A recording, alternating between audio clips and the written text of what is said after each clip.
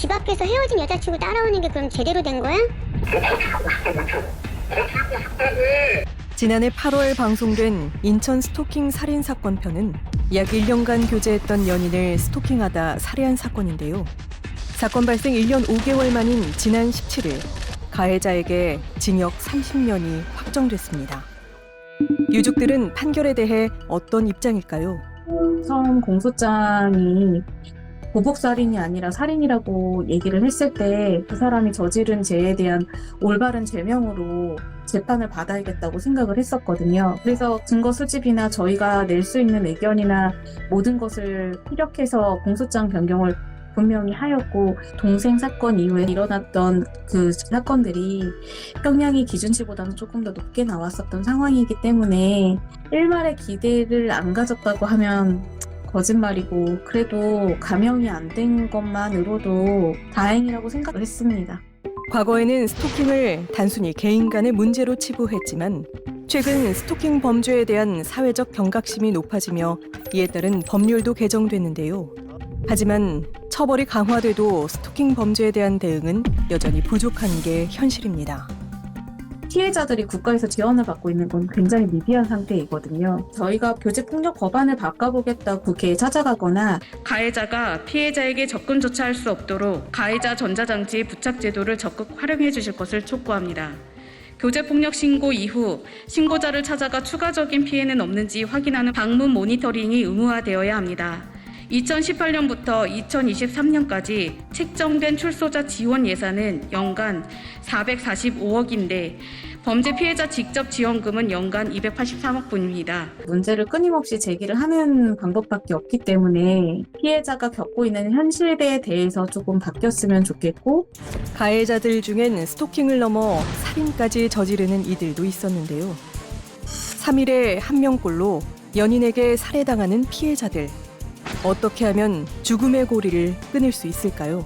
피해자분들에게 꼭 적극적으로 대응을 하셨으면 좋겠다는 얘기를 전하고 싶어요. 경찰에 도움을 요청하는 것은 증거라는 부분에 있어서 크게 작용을 하기 때문에 경찰에 도움을 요청해야 되는 게 맞고, 일이 이렇게 발생을 하고 나면 피해자분들 자책을 굉장히 많이 하시거든요. 근데 가해자가 잘못한 것이지 피해자분들이 잘못한 게 절대로 아닙니다.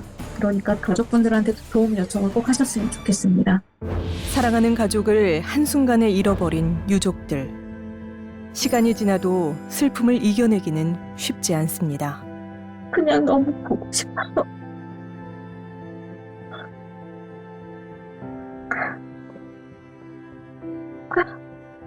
그냥 너무 보고 싶다고 얘기해주고 싶어요. 그리고 다른 것보다 제가 이렇게 인터뷰를 하는 이유 중에 하나는 30년이라는 시간이 저한테는 진짜 금방 갈 것 같거든요. 근데 이 일이 잊혀지게 되면 신상 공개가 안 됐기 때문에 나와서도 활개칠 수 있는 것들이 있어서 저는 이 이야기가 묻히지 않아야지만 어린 조카를 지킬 수가 있어서 진짜 안 잊혀졌으면 좋겠어요.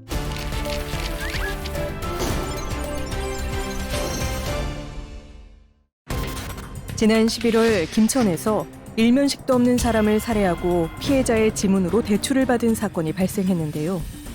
이 사건의 피해자 양정열의 신상이 지난달 12일 공개됐습니다. 양정열 외에도 김래아, 박대성 등 신상 정보가 공개된 이들이 있는데요.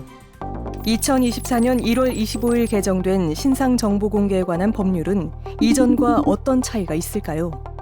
2023년까지는 그 특정 강력범죄 처벌 등에 관한 특례법이랑 그 성폭력 범죄 처벌 등에 관한 특례법에 따라서 신상 정보를 공개했었는데요. 이제 특정 중대범죄 피해자 등 신상 정보 공개에 관한 법률이 시행이 돼서 이제 내란, 성폭력 범죄, 마약, 살인, 강도, 방화 등 법률에서 규정하는 중대범죄에 해당하는 죄를 저질렀을 때 신상정보 공개를 하게 되었습니다. 그리고 피의자에서 피고인으로 이제 그 범위도 확대가 되었고, 특별한 사정이 없으면 공개 결정일 전후 30일 이내의 모습을 촬영한 사진으로 하게 되어 있습니다. 그렇다면 신상 정보 공개를 위한 조건은 무엇일까요? 신상정보 공개는 그 범행 수단이 잔인하고 또 중대한 피해가 발생되어야 합니다. 그리고 공개 대상자가 해당 범죄를 저질렀다고 믿을 만한 충분한 증거도 있어야 하고, 그리고 국민의 알 권리를 보장하고 재범의 방지라든지 그런 공공의 이익도 필요합니다. 신상 정보 공개 심의는 비공개로 진행되는데요. 그 과정은 어떻게 될까요? 경찰과 검찰에서 신상정보 공개 의견이 있으면 이제 신상정보 공개 심의위원회를 개최를 하게 됩니다. 공개 대상자에게 의견 진술에도 기회를 주고 심의를 거쳐서 공개 여부를 결정을 하게 됩니다. 신상정보 공개 결정이 되면 해당 공개 대상자에게 결정이 통지가 되고, 또 통지한 날로부터 5일간 유예기간 이후에 인터넷 홈페이지에 30일간 게시하는 방법으로 공개가 됩니다.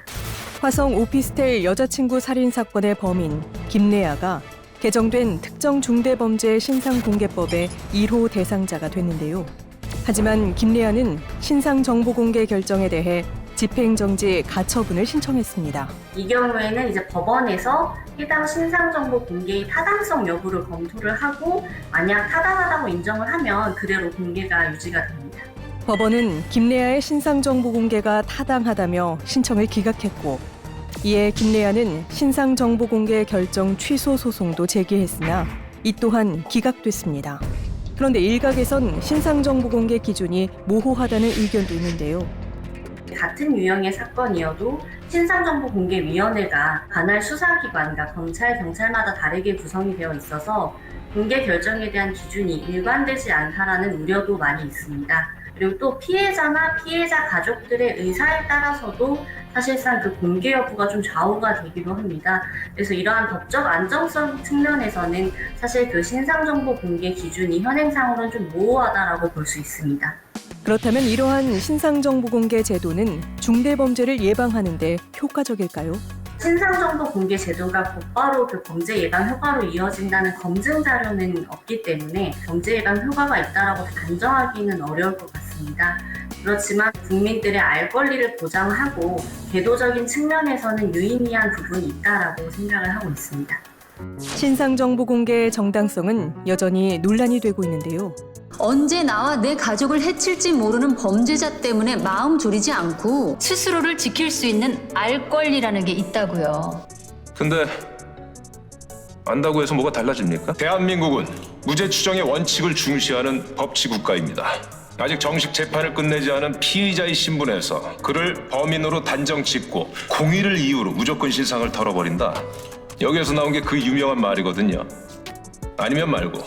국민의 알 권리와 피해자의 인권 보호 사이에서 당신은 무엇을 선택하시겠습니까?